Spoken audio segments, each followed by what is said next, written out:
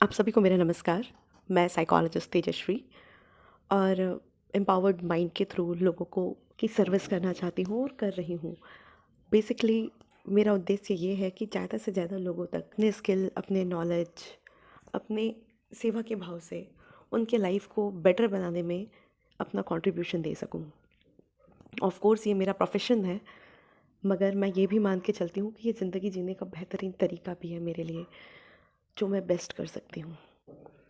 आज मैं आप लोगों से बात कर रही हूँ कि बेसिकली जो मेरा एक्सपीरियंस है इस फील्ड में, जो मेरी नॉलेज है इस फील्ड में, उसमें मैंने एक चीज़ देखा है कि हम सब ज़्यादातर लोग, वो कहीं भी क्यों ना रहते हों, किसी भी स्टेट से बिलोंग करते हों, आज की डेट में कह सकते हैं टीनेजर्स या कई बार उससे भी छोटे एज के बच्चे लोग, और कोई भी जेंडर कह लो, कोई भी भाषा को कहने वाले लोग कह लो, हर किसी में एक अकेलापन दिखने लगा है।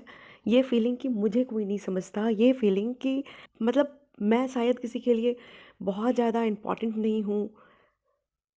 इस तरह की फीलिंग्स लोगों में पहले की तुलना में बहुत ज़्यादा बढ़ गई, और ये फीलिंग कि इस दुनिया में मैं अकेला हूँ। अकेला इन द सेंस सारे लोग हैं, रिलेशंस हैं, लाइफ में मे बी बहुत सारे अचीवमेंट्स और सक्सेस भी हैं, मगर कोई समझ नहीं पाता, कोई ऐसा नहीं है जिसके पास दिल खोल कर हर बात कह सके। और वो रूट बन जाता है ग्रीफ का, डिसअपॉइंटमेंट का, डिससेटिस्फेक्शन का, लाइफ में कंफ्यूजन का, होपलेसनेस का, ये आधार बन जाता है। और मैं अपने प्रैक्टिस में, चूँकि ज़्यादातर जो प्रैक्टिस होते हैं उसमें लोगों का अप्रोच होता है जो हमने वेस्टर्न साइकोलॉजी से ज़्यादातर सीखा है। वहाँ हम बिहेवियर्स पे ज़्यादा ध्यान देते हैं। एक परिभाषा है साइकोलॉजी की, psychology is the science of behaviour. But इसकी पहले जो परिभाषाएं थी, उसमें से जो सबसे पहला परिभाषा था, psychology is the science of soul. फिर वो सोल से कॉन्शियसनेस पे आ गया, कॉन्शियसनेस से माइंड पे आ गया, और माइंड से फिर हम बिहेवियर पे चले आए। मगर मेरे प्रैक्टिस में मैं पर्सनली इंडिजिनस टेक्निक्स को यूज़ करती हूँ। मीन्स वो टेक्निक जो हमारे भारतीय संस्कृति और सभ्यता से ली गई है। ऑफ कोर्स भारत में इस तरह का जैसे पतंजलि योग सूत्र है, यानी योगा के बारे में हमने खुल करके इंडिपेंडेंटली बात की, मगर मनोविज्ञान के बारे में अलग से कोई वैसा बुक नहीं है। मगर मन के विज्ञान को हर जगह डिस्कस किया गया है। हमारे कई शास्त्रों में इसको बताया गया है, यहाँ तक कि गीता में भी भगवान कृष्ण ने मन को वश में करना, मन को जीतना, मन को समझने की बात की है। भगवान राम ने भी बात की है मन के संयम की, इंद्रियों के संयम की। अ, और ऑफ कोर्स पतंजलि योग सूत्र में भी मन की चेतना की बात की गई है। तो मैं इस बारे में इसलिए बार बार बोल रही हूँ क्योंकि जब हम इंडिजिनस टेक्निक्स की बात करते हैं, तो जो पहला डेफिनेशन था साइकोलॉजी का कि psychology is the science of soul, चूँकि हम सोल को प्रूव नहीं कर पाए, कॉन्शियसनेस को प्रूव नहीं कर पाए, उस पे अपना डायरेक्ट इम्पैक्ट नहीं डाल सकते हैं। माइंड भी कहीं ना कहीं एक्सपेरिमेंटल लेवल से बहुत ज़्यादा ऊपर जा रहा था, तो हमने बिहेवियर, चूँकि वो ऑब्जर्वेबल है और सारी चीज़ें, उसी के लिए हम बिहेवियर्स में ही ज़्यादा ध्यान देते हैं मॉडर्न साइकोलॉजी में। मगर जब हम इंडिजिनस साइकोलॉजी की बात कर रहे होते हैं, तो इंडिजिनस साइकोलॉजी में हम ये मान के चलते हैं कि एवरी इंडिविजुअल एक सोल है, वो एक जर्नी पे है, उनका अपना कॉन्शियसनेस है, उनका अपना एक मतलब उनकी अपनी जो जर्नी है वो बहुत पुरानी है और बहुत आगे तक कंटिन्यू होने वाली है। यानी यहाँ मन, बुद्धि, चित्त, अहंकार, चेतना सबकी बात करते हैं। तो मुझे ये अच्छा इसलिए लगता है क्योंकि कई बार लोगों को समझने और समझाने में ये बहुत ज़्यादा हेल्पफुल होता है, क्योंकि इसका डायरेक्ट रिलेशन हम सबसे है। हम इन्हीं विश्वासों के साथ आगे बढ़ते हैं। इंडिजिनस साइकोलॉजी कह लो या ये मेरा पर्सनल बिलीव कह लो, दोनों ही ये है कि हम इस लाइफ में एक पर्पस लेके आए हैं और हम सब में बहुत सारे पोटेंशियल्स हैं,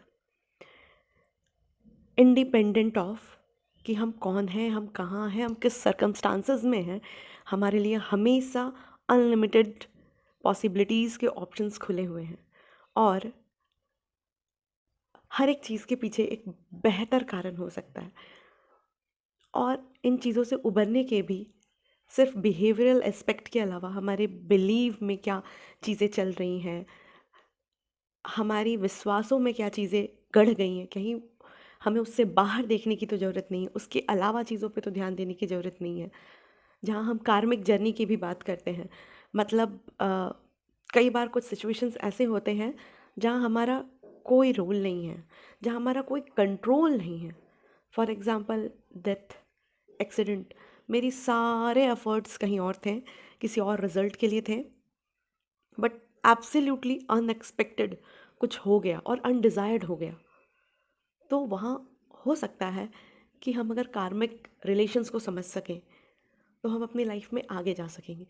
बेसिक पर्पस इतना है कि आप जो भी हैं, जहाँ भी हैं, जैसे भी हैं, एक चीज़ को समझना कि हर वो इंसिडेंस, हर वो बात, हर वो एक्सपीरियंस जिससे आप गुजरे हैं, वो अच्छा था या बुरा था,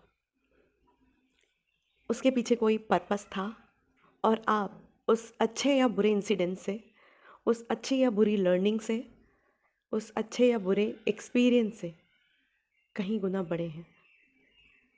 मैं कई बार इस चीज़ को एडमिट करती हूँ और ये फ़ील करती हूँ कि कोई एक इंडिविजुअल किसी भी एक घटना, किसी भी एक इंसिडेंस, किसी भी एक गलती या किसी भी एक बहुत बड़े अचीवमेंट से भी बड़ा है। बिकॉज़ आई बिलीव इन कि you are not just a body, you are not just one being. You are actually the creator, control, and a master of all this thought, belief, actions, destiny.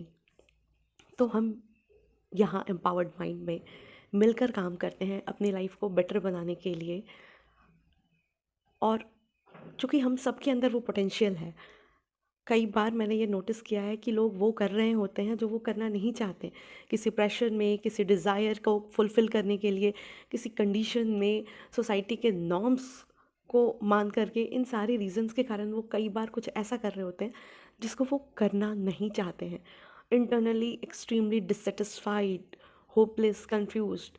तो इन सभी चीज़ों का solution I believe कि वो अंदर से निकल के आता है, और यहाँ हम उसी जर्नी को मिलकर सुलझाते हैं और आगे चलने की कोशिश करते हैं। और मैंने लोगों में बहुत अच्छे चेंजेस देखे हैं। बेसिकली काउंसलिंग कुछ जादू है भी और नहीं भी, क्योंकि यहाँ जो कुछ निकल के आता है वो पहले से अंदर होता है।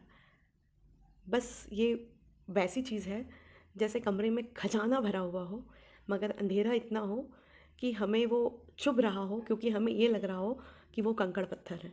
मगर जब लाइट जल जाए तो दिखता ये कि अरे नहीं, ये जो चुभ रहे थे वो बेसिकली डायमंड के पीसेस थे, वो पर्ल्स थे। तो काउंसलिंग वही प्रोसेस है यहाँ, जो आपके अंदर के अंधेरे कमरे में रोशनी करने में मदद करता है। आई बिलीव कि ये जर्नी हम सब साथ में अपने लाइफ के उस पर्पस को पूरा करने के लिए कर सकेंगे, और एक हैप्पी जर्नी में होंगे जहाँ हम लाइफ के मोटिव को और एटलीस्ट प्रेजेंट के जो प्रॉब्लम्स हैं उसको सॉल्व करके इतने एम्पावर्ड हो जाएंगे कि फ्यूचर में ऐसा कोई प्रॉब्लम ना तो हमें परेशान कर सकेगा, और ना ही हम अपने आसपास के किसी लोग को उस तरह के प्रॉब्लम में अकेला छोड़ेंगे, बिकॉज़ हम एक्चुअली में उतने एम्पावर्ड होंगे। सो और मैं एक और चीज़ कहना चाहूँगी कि हम अपने फिज़िकल हेल्थ, हम अपने रिलेशंस, हम अपने वेल्थ, सबके लिए इतना मेहनत करते हैं, मगर खुद को बहुत ज़्यादा इग्नोर करते हैं। हर एक इंसान के अंदर एक बेचैनी है, एक अकेलापन है, जिसको मैंने पहले भी एडमिट किया था। अगर हम उसको सॉल्व कर लेंगे ना, तो हम अपने लाइफ को उसके पीक पे जाके जी सकेंगे। हम काम शायद वही कर रहे होंगे, मगर उसको एन्जॉय 10 टाइम्स, 100 टाइम्स ज़्यादा कर सकेंगे, बिकॉज़ अंदर में कोई डाउट नहीं होगा। जिस खेल को खेल के बच्चे इतने खुश हो जाते हैं, उसी खेल में वहीं होकर के हम बोर हो रहे होते हैं। चेंज बस इतना सा है कि वो बस उसी पल में है और हम फ्यूचर और पास्ट में हैं। तो ये जर्नी उसमें भी आपको हेल्प करेगी। So take a step. सबके केयर करने वाले, थोड़ा सा अपने लिए भी टाइम निकालिए, और तो ही जैसे एक इनलाइटेंड दिया ही दूसरे दीपक को लाइटन कर सकता है, एक हैप्पी पर्सन ही एक हैप्पी फैमिली को क्रिएट कर सकता है, एक पीसफुल माइंड ही लोगों में पीस डिस्ट्रीब्यूट कर सकता है। आप अपने आप को खाली करके लंबे समय तक पीस, प्रॉस्पेरिटी, हैप्पीनेस को स्प्रेड नहीं कर सकेंगे। और यही कारण है कि हमें लगता है कि अचानक से इंसान बदल गया। इंसान बदल नहीं गया, वो बेसिकली आज तक वो दे रहा था जो उसके खुद के पास है और वो उसको कट करके दे रहा था।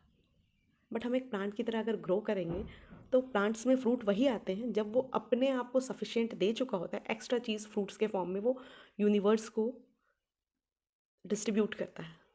आपका एक्स्ट्रा पीस, आपका एक्स्ट्रा लव, आपका feeling of self sufficiency society में more peace, more love, more harmony, health, happiness, prosperity का सोर्स बनेगा। So take care of yourself and take a step for yourself. I hope we will have a wonderful journey ahead. Take care and bye bye.